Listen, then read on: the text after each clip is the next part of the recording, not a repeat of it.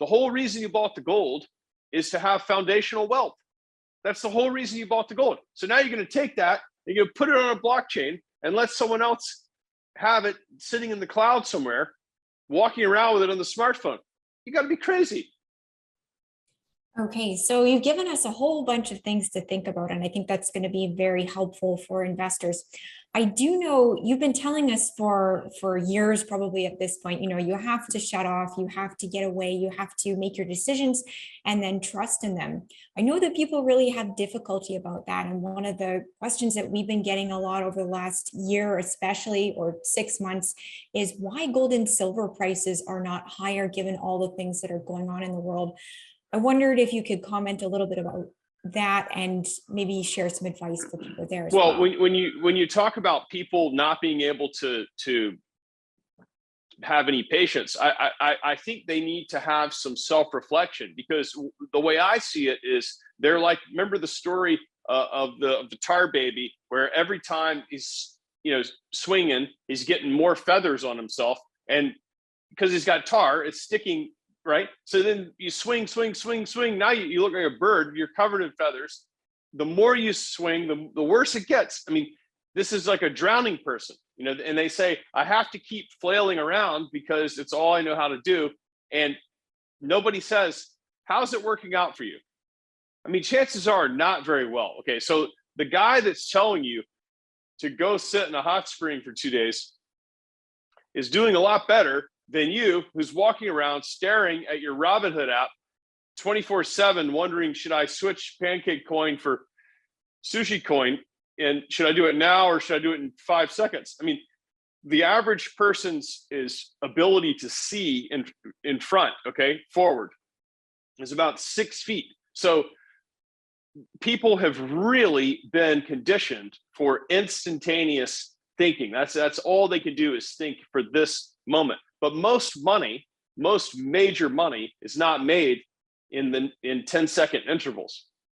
It's not. I mean, I'll never forget meeting Peter Rockefeller. It was telling me about this 30-year water project. I mean, I was much younger, and I'm thinking, 30 years, Peter, I've got to be rich soon. I don't have 30 years. I mean, well, you know what?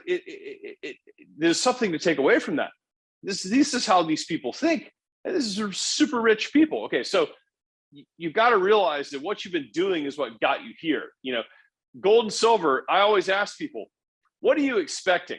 Well, I thought the gold price would go up 1,000%, in a couple of weeks. Well, what would possibly make that happen? I mean, you got $12 trillion worth of gold in the world. Most of it is owned by kings, governments, central banks, Indian housewives, people that read my book. I mean, this is not exactly the type of people that are trading gold constantly, hoping that it goes flying up in the air like a crypto coin.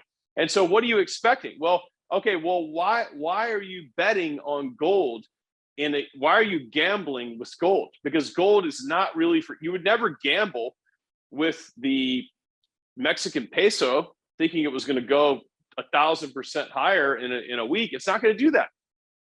Well, I borrow a lot of money to do. Well, that's even worse. Okay, what are you doing? Okay, if you read my book, there's two things about gold. One thing about gold is you don't need that much of it. Okay, the reason why you don't need that much of it is because it's a foundational asset. I get these emails all the time. Should we buy gold cryptos?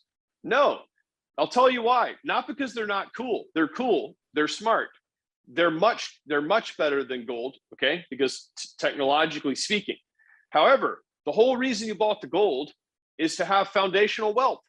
That's the whole reason you bought the gold. So now you're going to take that and you're going to put it on a blockchain and let someone else have it sitting in the cloud somewhere, walking around with it on the smartphone. You got to be crazy. If you want to do that, do it separately from your gold. Do you get what I'm saying? So like if you just have to do that, it's great. It's a great idea.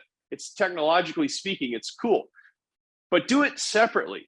You don't need very much gold. You have this gold, you just have it. You just have it. It's a bedrock of your personal financial castle. That's how you have to look at it, right? You're not pulling it out and moving it around all the time.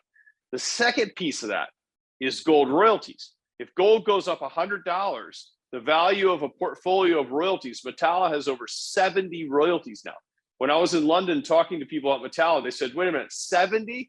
Last time you were here, you had about 40. Yeah, that's right.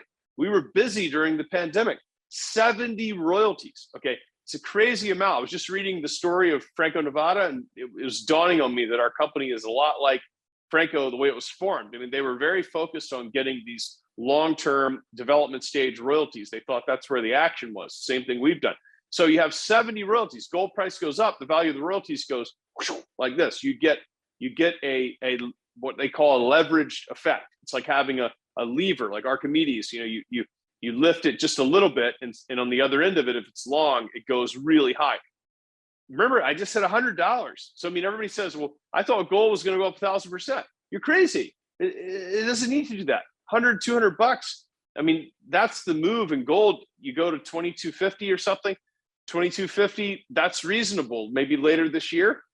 That's a gigantic. That is, you'll have to peel the management of Metallo off the ceiling.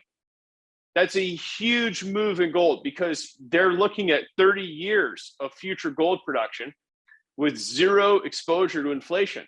I'm just going to simplify that down so everyone understands it. Metallo has 5 employees, so they have almost no employees. Metallo has no bulldozers, no dynamite to use at the mine, and they have a very small office and very low expenses. If you took away the cost of being traded on the New York Stock Exchange, it'd be really low. And if the gold price goes up and costs go up, the gold miners don't really make any more money because the oil price is really high. That's about a quarter of their cost. The labor price is really high. That's another big chunk of their cost. The cost of building a mine is pretty much insurmountable at this point. It's very difficult. None of these guys are building huge mines. And whereas the royalty company, what happens? Nothing happens. I mean, maybe your staff gets a raise. That's only 5 of them. How much are you going to give them? I mean, so you have to look at this and say, I have my physical gold, which is, I'm very happy for that to be the bedrock of my empire. That's fine. I'm not looking for that to go up. I'm just looking for that to be a firm foundation. And then I have my royalty stock because as prices move higher, I get that huge lift. And then once you see that, you say, what am I worried about? As far as I'm concerned, I could read the newspaper. I could pick up the Wall Street Journal 3 times a month. And otherwise, I could be sitting in a hot spring. I mean, you don't need to do anything. That's the whole deal. You own these royalties. You don't need to do anything. I mean, honestly, that's the beauty of it. The mining company does all the work.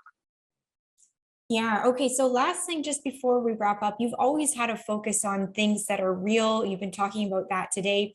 We've got gold and silver on the list. Today we added copper and, particular stocks with exposure to those things. Is there anything else that you would add to that list of real assets that you would mention? Well, I mean, short term, you need to have some cash. As much as maybe cash is doomed over the long term, you got to ask yourself, if I'm walking around with 1% cash, is that enough? If I got 100 grand of assets and I have 1,000 in cash, is that really enough? What happens if the market goes down? What happens if houses sell for $10 a square foot? Can I buy one? Nope, because you have no cash. Oh, I'll just borrow. Guess what? When I was buying those houses, I didn't have very much money, but other people had no money. So just remember that when you get these opportunities, these buying opportunities, if you have no cash, there's nothing you can do about it. And so right now, cash is your ticket to a different reality on the upswing. So I think reassess the scenario with cash and say, I want to have the ability to buy a bunch of things that people will covet later, and I can only do that if I have the dry powder when the storm hits.